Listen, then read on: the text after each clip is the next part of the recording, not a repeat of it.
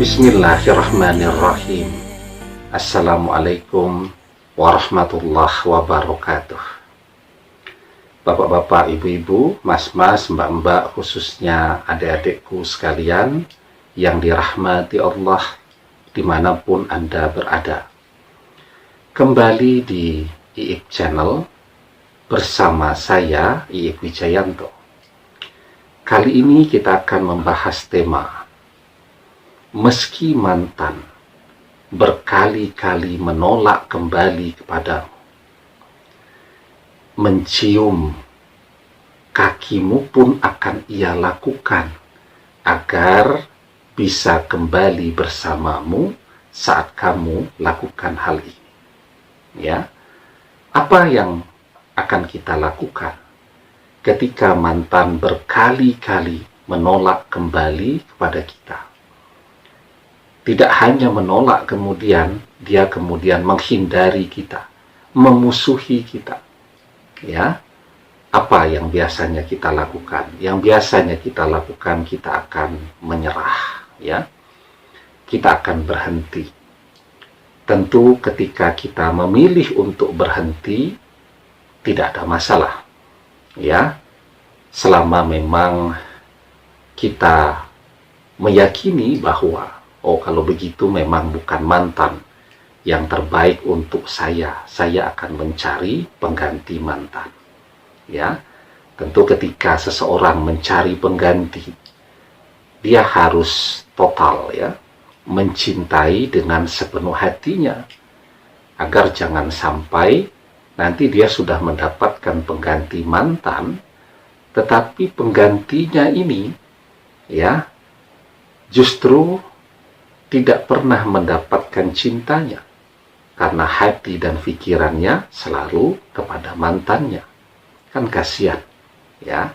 Nah, jadi kalau memang mau memilih pengganti mantan, maka cintailah dia dengan total, dengan sepenuh hati dan jiwa.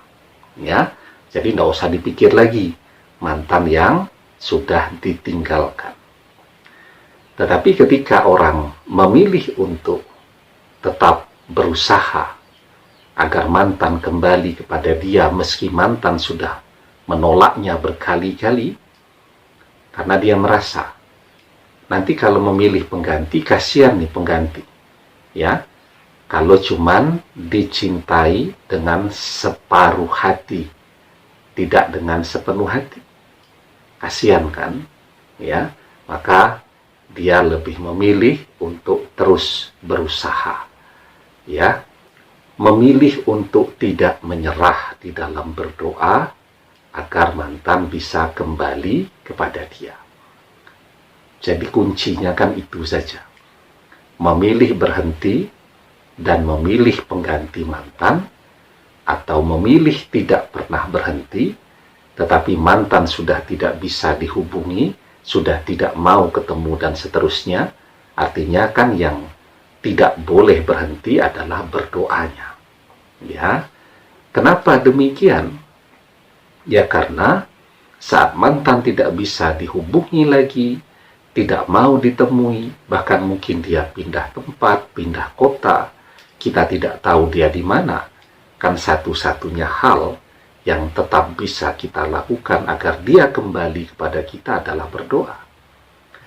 Dan orang kadang selalu bilang capek di dalam berdoa, padahal berdoa itu tidak capek. Yang capek itu main sepak bola, itu kemeringet, capek loh itu, tapi kita suka. Yang capek itu main sepeda tuh, olahraga tuh. Pagi-pagi itu kalau kita ngantar anak berangkat sekolah, ya, kita juga mau ke tempat kerja, kan itu sering tuh, ya, bareng orang-orang olahraga sepeda, padahal kita buru-buru, jadi pelan-pelan tuh.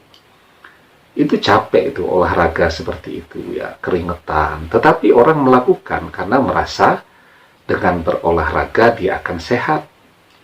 Berenang itu capek itu, ya.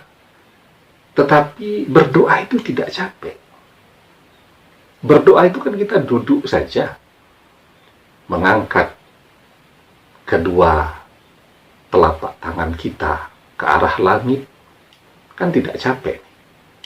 Kalau kita ke fitness ya, atau ke tempat pusat-pusat kebugaran itu ya, main barbel tuh capek itu. Tapi kita lakukan karena kita meyakini dengan latihan beban ya, latihan barbel begitu, itu akan membentuk tubuh kita menjadi atletis, menjadi bagus dan seterusnya. Capek, keringetan, bayar juga itu kan. Dan itu kita lakukan dengan senang hati. Nah, kuncinya agar kita tidak menyerah, kita harus berdoa itu dengan senang. Karena apa? Sesungguhnya berdoa itu tidak capek, tidak keluar biaya. Ya, cukup duduk, konsentrasi, khusyuk, mengangkat kedua belah telapak tangan ke arah langit. Ya, 5 menit. Kemudian kita bisa mengerjakan kegiatan yang lain. Begitu kan? Nah, oke ya, tapi sebelum kita bahas lagi lebih jauh, jangan lupa yang belum subscribe untuk memencet tombol subscribe. Ya, jangan lupa ya. Dan menyalakan lonceng notifikasi agar Anda selalu mendapatkan pemberitahuan video-video terbaru dari channel kesayangan kita ini. Dengan subscribe, doa-doa kita selalu terhubung, sehingga kita selalu bisa berdoa bersama-sama ya.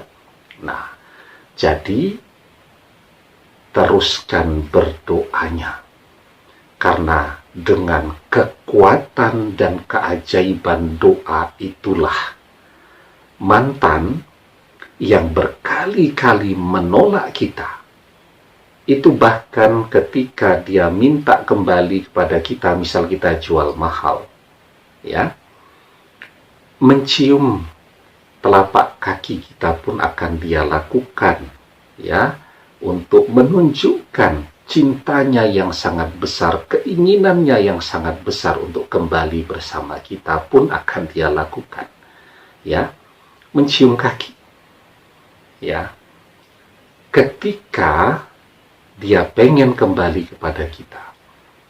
Dan yang bisa mengubah hati mantan dari menolak kita menjadi mencintai kita dan sangat menginginkan kita, itu adalah kekuatan doa. Kita bisa ketemu seseorang, tetapi belum tentu lisan kita ini bisa membuat orang menyukai kita. Penampilan kita membuat orang mencintai kita, belum tentu kan?